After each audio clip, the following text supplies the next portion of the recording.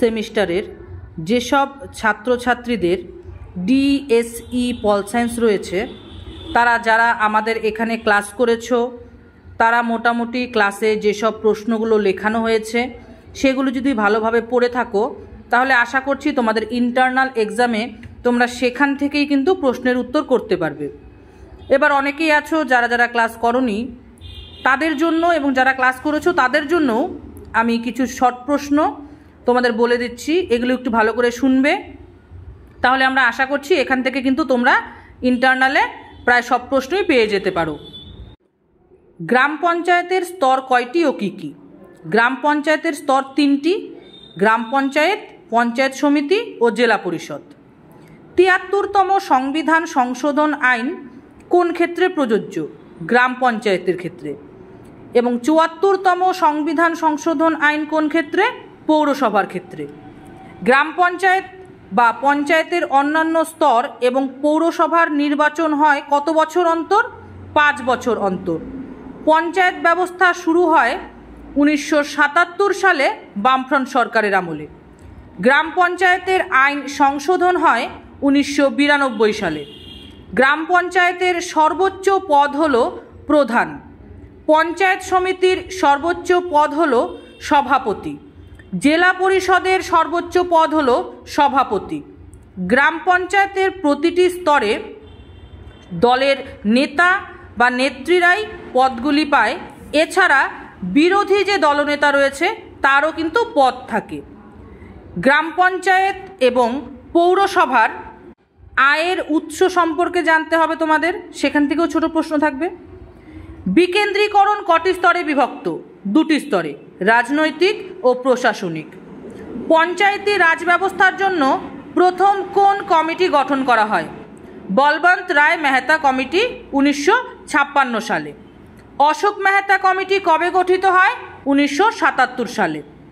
৭৩ ও ৭৪তম সংবিধান সংশোধন আইন কত সালে পাশ হয়? 1992 সালে।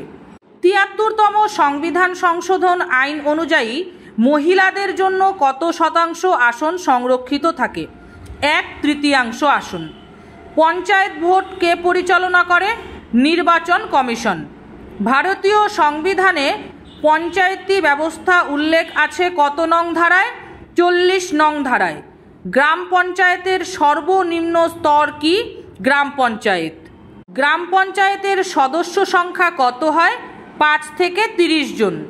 গ্রাম পঞ্চায়েতের সদস্যরা কাদের দ্বারা নির্বাচন হয়? জনগণের দ্বারা। গ্রাম পঞ্চায়েতে মহিলাদের জন্য কত শতাংশ আসন সংরক্ষণ করা হয়? 50%। গ্রাম পঞ্চায়েতের প্রথম সভা কে নির্বাচন করেন? বিডিও। গ্রাম পঞ্চায়েতকে তার কাজের জন্য কার কাছে জবাবদিহি করতে হয়? গ্রাম সভার কাছে। গ্রাম পঞ্চায়েতের বাজেট কে অনুমোদন করেন? পঞ্চায়েত সমিতি। গ্রাম সংসদের সভা কে ডাকেন? প্রধান। গ্রাম সংসদ কিভাবে গঠিত হয়? প্রতিটি বুথের ভোটারদের নিয়ে। গ্রাম সংসদের সভা বছরে কয়বার অনুষ্ঠিত হয়? 2 বার। গ্রাম সভার অধিবেশন বছরে কয়বার অনুষ্ঠিত হয়? 1 বার। গ্রাম সংসদের সভা কয় মাস অন্তর হয়? 6 মাস অন্তর, নভেম্বর ও মে মাসে। গ্রাম সংসদের কোরাম কত সদস্যের উপস্থিতিতে হয়ে থাকে? 1 থেকে 10 সদস্যের উপস্থিতিতে। গ্রাম সভা কিভাবে গঠিত হয়? পঞ্চায়েতের সমস্ত ভোটারদের নিয়ে।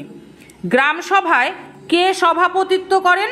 গ্রাম পঞ্চায়েতের প্রধান, এবং যদি প্রধান উপস্থিত না থাকে তাহলে উপপ্রধান। ত্রিস্তরীয় পঞ্চায়েত ব্যবস্থায় দ্বিতীয় স্তরটির নাম কি? পঞ্চায়েত সমিতি। পঞ্চায়েত সমিতির প্রশাসনিক প্রধানকে? বিডিও। পঞ্চায়েত সমিতির সদস্যদের সময়কাল কত? 5 বছর। পঞ্চায়েত সমিতির প্রধান কর্মকর্তাকে? সভাপতি।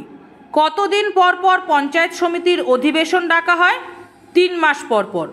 ব্লক সংসদ কাদের নিয়ে গঠিত হয়? পঞ্চায়েত সমিতির সকল সদস্যদের নিয়ে। পঞ্চায়েত ব্যবস্থার সর্বোচ্চ স্তর কোনটি? জেলা পরিষদ। জেলা পরিষদের প্রতিটি ব্লক থেকে কতজন নির্বাচিত হয়? 3 জন। জেলা পরিষদের প্রশাসনিক প্রধানকে? ডিএম। জেলা পরিষদের প্রধান কর্মকর্তাকে? সভাধিপতি।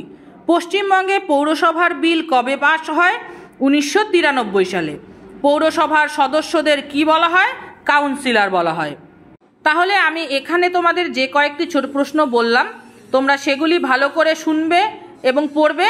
এছাড়াও তোমাদের ক্লাসে যেসব বড় প্রশ্ন করানো হয়েছে সেখান থেকেও কিন্তু তোমাদের ছোট প্রশ্ন আসবে, তাই সব প্রশ্নই তোমরা ভালো করে পড়ে যাবে।